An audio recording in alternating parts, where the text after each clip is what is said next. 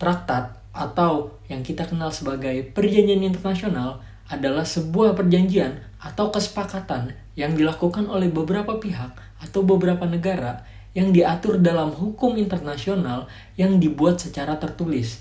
Pada kesempatan kali ini, saya akan membawakan materi tentang perjanjian internasional. Contoh kasus yang saya angkat adalah Piagam Perserikatan Bangsa-Bangsa atau yang kita kenal sebagai Piagam PBB sebagai salah satu contoh dari perjanjian internasional. Sebelum itu, izinkan saya perkenalkan diri. Nama saya Ruby Putra, mahasiswa Fakultas Latar Hukum belakang Universitas terbentuknya Al-Azhar PBB. Indonesia. Pada awal mulanya, organisasi kenegaraan ini muncul setelah adanya Perang Dunia Kedua. Pada saat itu, PBB dibentuk dengan tujuan untuk mencegah konflik antar negara dan perang besar yang serupa dengan Perang Dunia Kedua. Sebelum PBB berdiri, ada organisasi kenegaraan sebelumnya, yaitu LBB atau Liga Bangsa-Bangsa.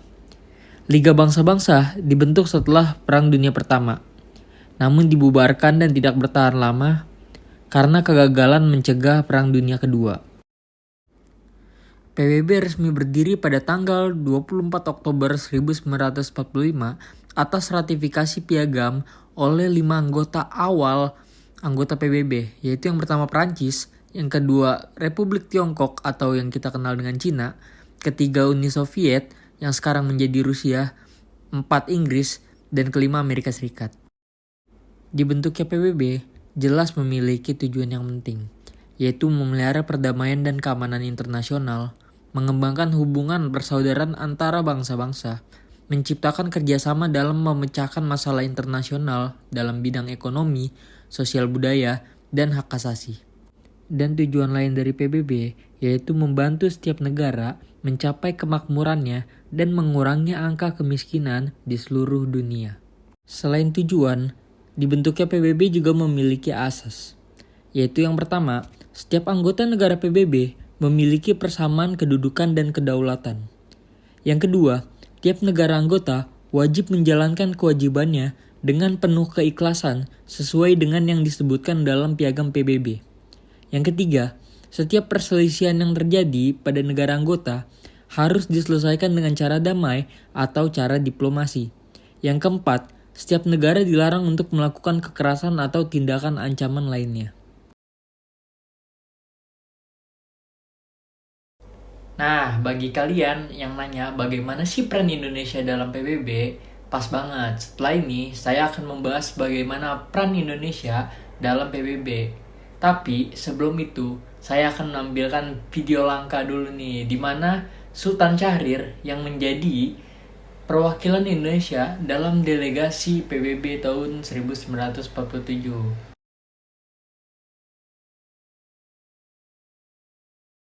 But they also led to the fall of my country from its ancient proud place to that of a weak, dejected colony.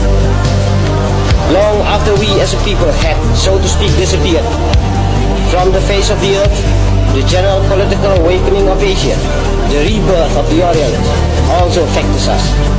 At the end of the 19th century, we began to regain our soul and gave birth to a national movement which aimed at freedom from Dutch colonial rule.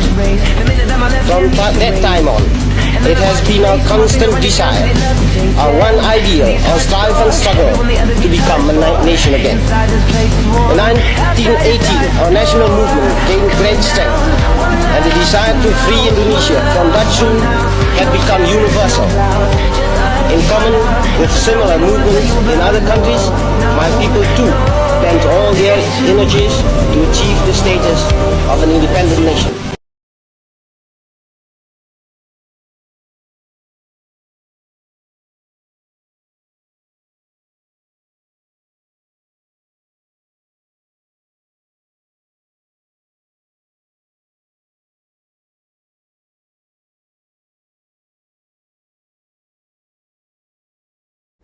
Indonesia baru bergabung PBB pada tanggal 25 September 1950 yang menjadikan Indonesia sebagai negara anggota ke-60. Dalam surat permohonan ditekankan pada 27 Desember 1949 Belanda telah menyerahkan kedaulatan atas Indonesia kepada Republik Indonesia Serikat.